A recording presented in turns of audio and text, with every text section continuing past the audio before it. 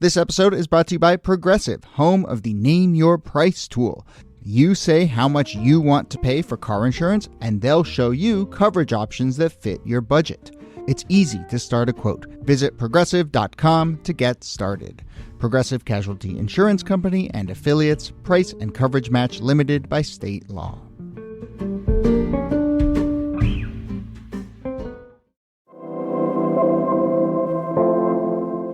Hello and welcome to This Day in Esoteric Political History from Radiotopia. My name is Jody Avirgan. This day, October 1956, a group of 25 Japanese women are returning to Japan from the United States after a year in this country undergoing a series of reconstructive surgeries in U.S. hospitals. These women were known largely as the Hiroshima Maidens, women in their teens who had been badly disfigured and scarred in the bombing of Hiroshima a decade or so earlier. Now they had come to the U.S. as part of a charitable program to provide them with cosmetic surgery and other medical support. They were a media sensation in the United States and moreover represented a moment, way too late, I would say, when many Americans actually confronted the consequences of what the U.S. bombing of Hiroshima and Nagasaki had done to Japanese citizens. So let's talk about the arrival of these maidens, the story of the nuclear attack, and more. Here, as always, Nicole Hammer of Vanderbilt and Kellie Carter-Jackson of Wellesley. Hello there. Hello, Jody. Hey there.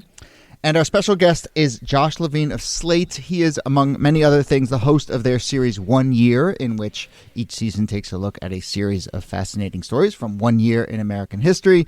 The new season is 1955, which is the year that the Hiroshima Maidens came to the United States. They have an episode about that. Josh, welcome back to the show. It's kind of a bit of a tradition to have you whenever you have a new season of 1 year on to talk about a fascinating story. So thanks for doing this. It's a tradition I appreciate. Thank you, Jody. Yes. Well, we love your work. It's very much simpatico. I realized in my intro that I said Hiroshima and Hiroshima sort of interchangeably. I guess I'm realizing I always go back and forth. This is not the point of our story here. But Josh, where do you land, or where do others land on this? Hiroshima is where we landed. But it was something before I did the story that I didn't realize I bounced back and forth too. So a common thing. So usually on this show, we kind of start with the very specific moment. But actually, I want to paint a larger context here about the decade between the bombing of Hiroshima and when the Maidens arrive in the U.S. Because so much of this story and so much understanding of this story was the fact that, as I hinted, Americans had not really understood what happened on the ground and really understood the fallout, so to speak, of this bombing. So can you just kind of paint that picture? Because I think it will help us understand what it really meant to see these 25 women come to the United States shores.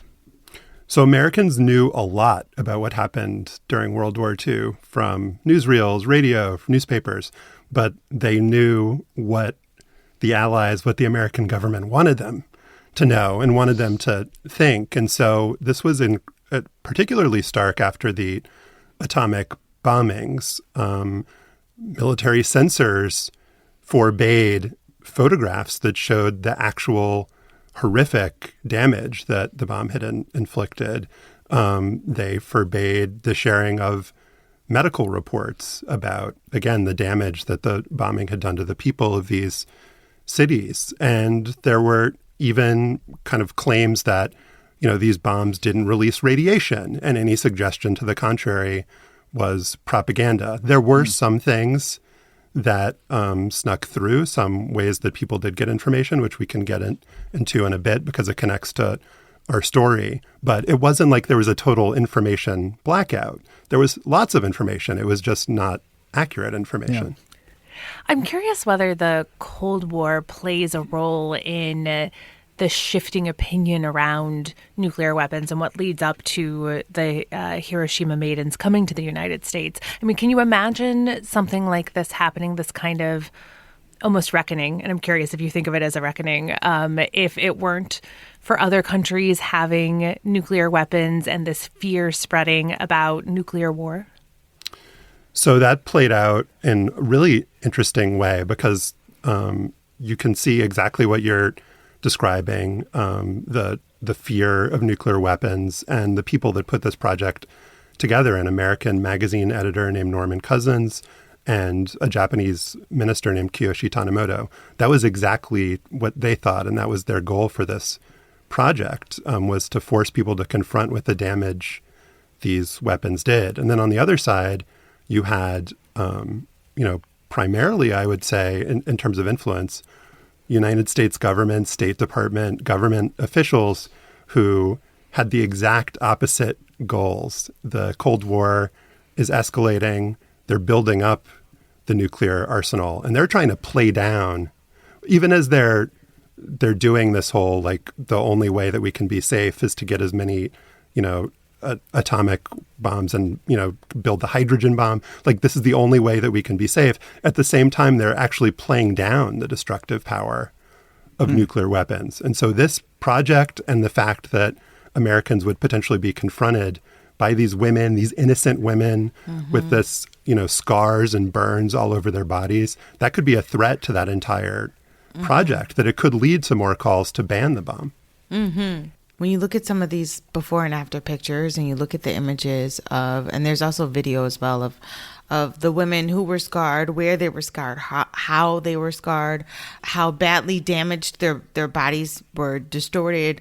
I mean, it's really grievous to look at. And I think that it's hard for Americans to sort of reckon with all of the damage and the consequences and the fallout of the atomic bomb. Like, to really sit with the fact that men, women, and children, babies included, were all harmed. We're all caught up in this. And I think it just gives a completely different perspective when you have the evidence, the receipts, the photographs for the way people's bodies were harmed. And these are the people that lived, too. Yeah. Right. And just thinking about that, I mean, I think about that cartoon Duck and Cover. And one of the big points of that cartoon, which was a civil sort of a civil preparation film, was to make people a little less scared of the bomb, because you didn't want that kind of nationwide panic. And so they compare it to a sunburn, they compare it to a fire, as opposed to this kind of devastation. So I would imagine the juxtaposition of these Hiroshima Maidens and that kind of, we'll get through this, you can survive. I can understand better why the government would be a little wary of this project. So one of the people who was featured in that story was Kiyoshi Tanimoto, who was this Japanese Christian minister. He'd been educated in the United States. He was a little bit outside of Hiroshima during the bombing, and so he was uninjured. And he races back into the city, and he sees this horrifying destruction, sees the people who with skin falling off, and just all of these terrible things. And he becomes, in that moment, devotes his life to no more Hiroshimas, helping with humanitarian aid, rebuilding the city. And he becomes internationally famous because he's highlighted in this story, goes on speaking tours in America, raises money, and he is ultimately the one who puts together this project. And so it's through that one kind of moment where Americans did see the truth about what happened here, that this guy gets the platform to then ultimately bring these women back to America. You seem to be casting this as a concerted media play, or public relations, for lack of a better word, play. How much was it that, and how much was it also about just providing medical treatment for people who couldn't get it in Japan but might have the resources in the United States? Yeah, I think it was both. And the situation around medical care in Hiroshima is pretty appalling. There were American doctors there, and what they were doing was doing research on the survivors rather than giving them treatment. And so that was something that was incredibly galling. And it was actually even worse than that. They were doing research, and they weren't even sharing the research with the Japanese people. So they were not giving them treatment, doing research, and then hoarding the research for themselves. And so that was just incredibly galling to Japanese people, obviously, but also to this magazine editor, Norman Cousins. And so he wanted to kind of shame the U.S. government by bringing these women to America. That was part of his goal. But I think there was a genuine desire to get these women treatment. But obviously, it's only 25 people. I think because they were young women, they were chosen for maximum kind of impact, that these are innocent victims. These weren't people that were in the military. None of these people bombed Pearl Harbor. And so there was an effort, I think, to select out of just an enormous number of people that needed this care, to select a group that would be seen sympathetically and that would, both help the cause of getting medical treatment, but also help the cause of we can't have nuclear weapons anymore. I was going to ask, do you know how many people were impacted, but like why 25? Like why not 100 or why not more? And how did they, sort of identify the women that would get like this proverbial golden ticket? So one of the issues with this media blackout that we talked about before is, and not just media blackout, just this kind of lack of information sharing. There is no accurate count of how many people were killed. It's a thing that's been debated ever since 1945. There's numbers around maybe 100,000, but that's honestly just a guess, and we'll never know because of the fact that that information just wasn't gathered or shared at the time. This group of women was largely selected from a group that had gone to Reverend Tanimoto's church as a kind of support group in Hiroshima. And so they were kind of the core of this group. But the questions you were asking, Kellie, were ones that were asked at the time. Why just women? Why not more? And what the Reverend Tanimoto said is you have to start somewhere. And, there's obviously, we're always going to be more people that could have needed the help. But this was just the group that went, and then they kind of aimed to, and I think succeeded ultimately in using this to ultimately get more medical care for people in Japan without them having to leave the country. Did the organizing group here reach out to the U.S. government at all? I mean, was there government cooperation? They did, and the U.S. government was extremely conflicted about the whole thing and was wishy-washy and went back and forth. There was approval given, and then at the very last minute, it was taken away. But there were these fears around, will these women become advocates? Will this become an explicitly political mission and project? The State Department was kind of given assurances that it wouldn't be that. And the way that it played out, I think, ultimately was not a bad thing for the U.S. government. And maybe it didn't play out in the way that Tanimoto and Norman Cousins wanted it to, in terms of these women becoming symbols of everything that was horrible about nuclear weapons. But in the beginning, I think, there was that concern that their photos would be everywhere and people would start to question what the government was telling them about this Cold War escalation. Is this really necessary if this is the price that we're going to have to pay for it? But their photos were everywhere, and they were referred to as, A-bomb victims and Hiroshima-scarred women. So, I mean, it was inevitable that I think the American public started to see this is the consequence of our government's actions. They did see that, but the kind of 180 that happens, the flip that happens is, and I think looking back, it was inevitable, is that the story becomes, in America, a story about how generous Americans are. I can't. I'm sorry. I can't. That makes no sense. That's like the abuser is like really a nice guy. That doesn't make any sense. He tends to your wounds after he beats you. But actually, it makes a ton of sense when you think about how America operates. But it's just, wow. It's we're generous. It's we had the technology to make the bomb, and we have the technology to heal the wounds from the bomb. These women who are young, who are speaking through interpreters, what they are quoted as saying in the media is, "We're so grateful to the United States. We're so thankful to be here." For the families the Quaker families that have taken us in, and they talked about their wonderful experiences of having these surgeries that they hadn't been able to have back home. And so everybody gets a kind of warm and fuzzy feeling around that. And so there's not that much room for, wait a second, why are they here in the first place? Like, who did this to them? Is that just kind of gets pushed off to the side as this other narrative really proliferates. I mean, there's 25 women. There's 138 surgeries performed during 18 months. That's no easy thing either, you know? I mean, even though these things are meant to be restorative and to return some sense of quality of life back to these women, undergoing all of these surgeries, multiple surgeries in some cases, is no small thing.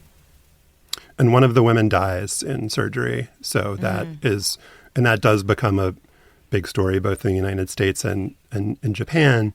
It was during a relatively minor procedure. It was a complication from anesthesia. But, in the way that the story is portrayed, again, that doesn't really put a damper on this storyline around this project being a huge success as a medical project, as a show of American generosity and kind of technological might.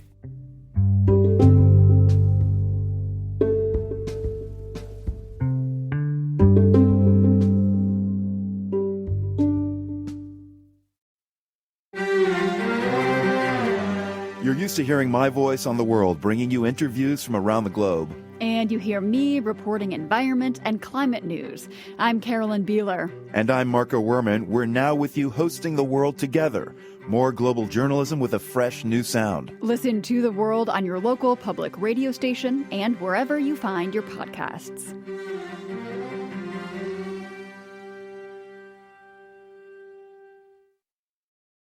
I do feel like it's important to sort of also see the larger context of it's only 10 years after this act, and I think Americans very much have in their head the kind of conversation and the justification for taking this act that was presented, and I think, often grappled with in a pretty clear-eyed way, which was, this paradox you referred to, but it's like we have to do something that was so horrific and understand that it's so horrific in order to, as the Americans saw it, end the war.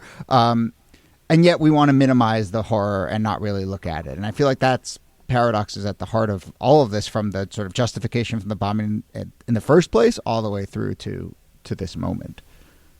And I guess you could argue that even if you thought, maybe especially if you thought that the consequences of the bombing were horrifying, that the United States had a responsibility, a moral responsibility to take care of the victims. And that was another thing, actually, that the U.S. government was worried about, is that these women would come here and it would create this feeling and belief that we as a country now had a financial responsibility to pay for medical care for everyone who had been affected. And so I do think, even if we're kind of cynical about the ways this was portrayed in the media, if it's shown to be this is, they're getting great care here, you could actually have full knowledge of what the bomb did, think and believe that they got good care, and then think, all right, now we need to expand this, extend this, and do more than the nothing that we've been doing.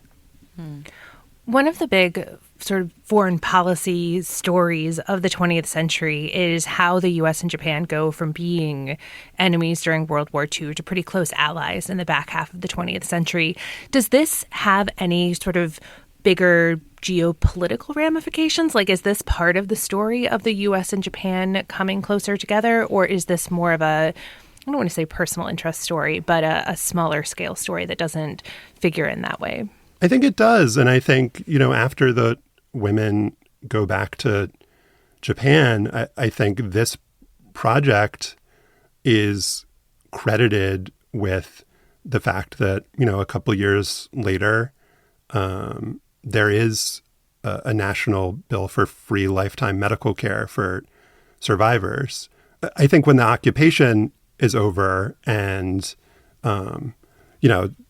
survivors are not necessarily subjected to these same kind of this kind of inhumane treatment that they were before, that obviously has to help as well. But it's like a slow, gradual process with a huge number of factors. And I wouldn't say that this was the main driver of that, but it's something that factored in for sure.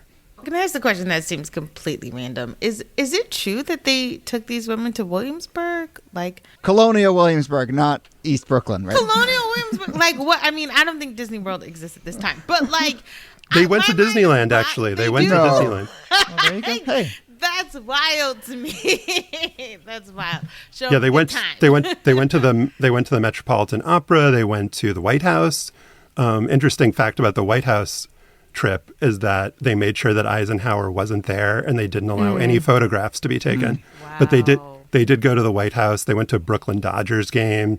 They kind of went all over, and it was partly, I think, so that they would experience American culture. And I think they genuinely did have a good time.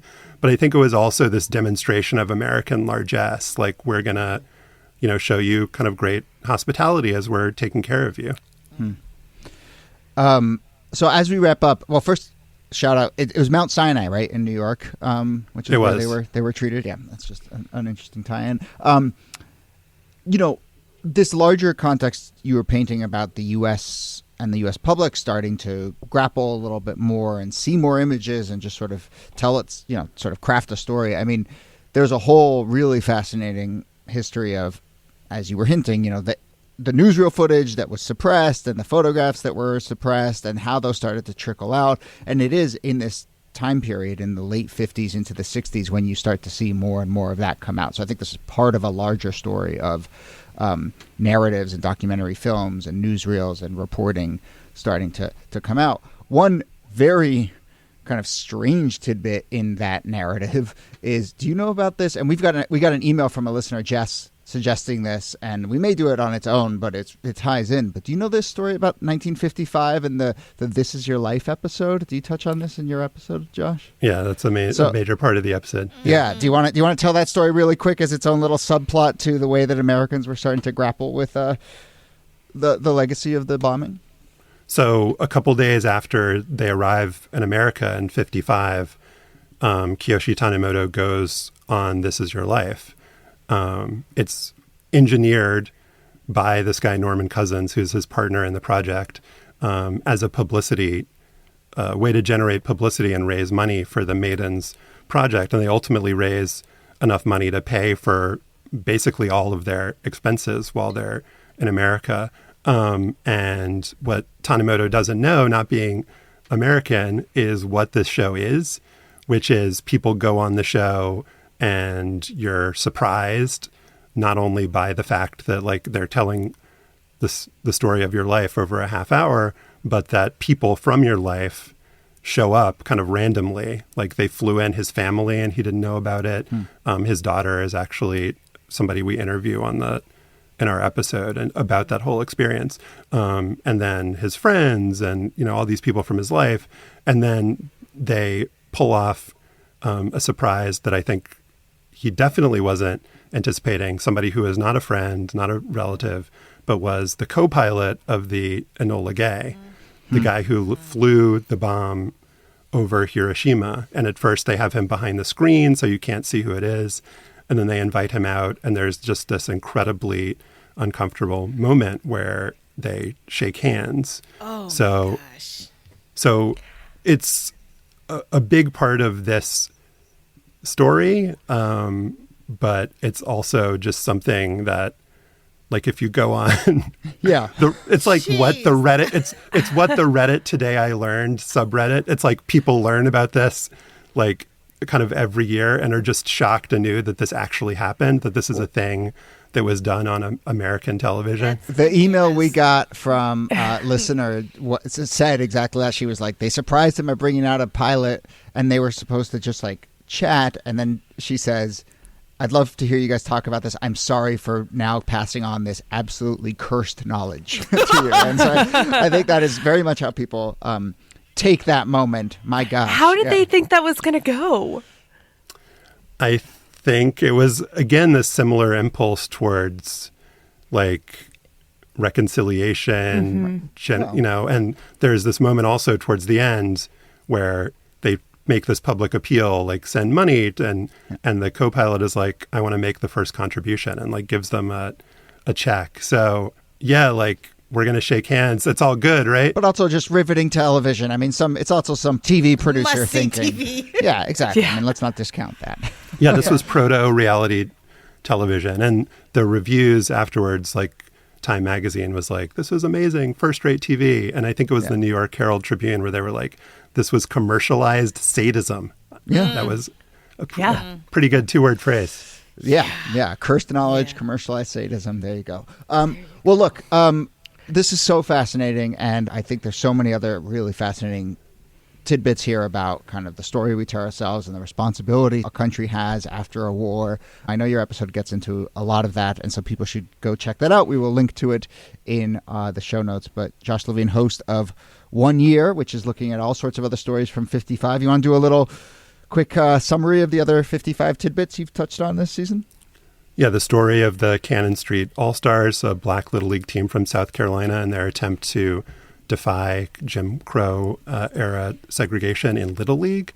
There's a story about the weather girl phenomenon of how women became hugely popular as weathercasters and how a bunch of men tried to stop them and shut them down. It's the story of the Davy Crockett craze, which just was the biggest thing in America in 1955. And then that's a story by my colleague Evan Chung, and Evan has another great story about the Siberia USA conspiracy theory, the idea that conservative Americans were going to be sent to a prison camp in Alaska. Wow. That's a good year. Such a great season. So plenty to check out there. Oh, we should also say Kellie was in an episode. Was that last year? true. Was that last season? Oh, yeah, that was last year. Yeah, 1977. We all forgot it, but yeah. Yeah, I know. Roots. That's what it was. It was Alex Haley's Roots, 1977. Yeah, that's a good. One of our best episodes because of Kellie. I say with all sincerity. That's how you be a good guest on this show. That's right. Josh Levin of Slate, thank you so much for doing this. Thank you, Jody, Niki, Kellie. Appreciate it. Nicole Hemmer, thanks to you. Thank you, Jody. And Kellie Carter-Jackson, thanks to you. My pleasure.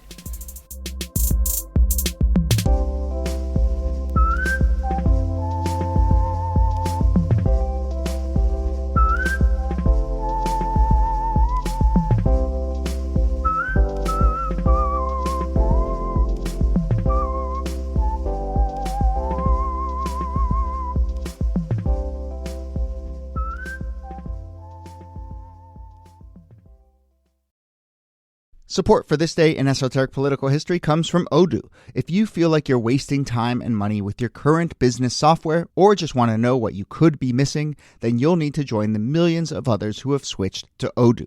Odoo is the affordable, all-in-one management software with a library of fully integrated business applications that help you get more done in less time for a fraction of the price. To learn more, visit odoo.com/thisday. That's odoo.com/thisday. Odoo, modern management made simple. Radiotopia.